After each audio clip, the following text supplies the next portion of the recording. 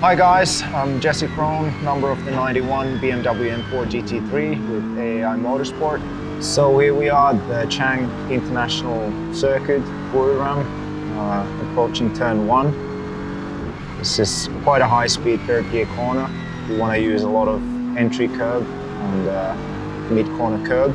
Track limits is a big thing here, you see, because it's a motorcycle track. You can really use a lot of the runoff areas, but the race control is not going to be happy. There's a bit of a middle straight here before approaching the turn 3 hairpin.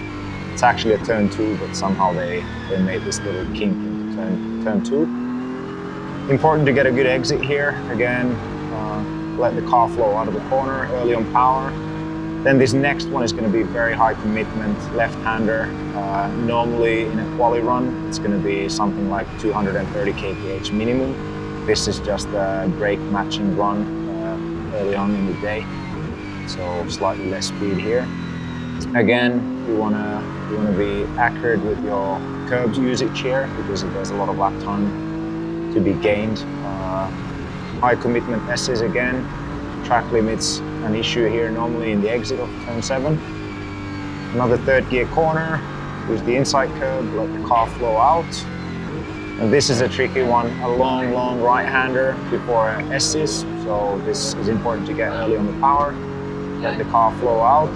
This is all flat. Then you approach the last corner next to the long lifted king sign. Brake at 100 meters. Use fully the inside curb. Let the car flow out of the last corner. It's a lap of Buriram.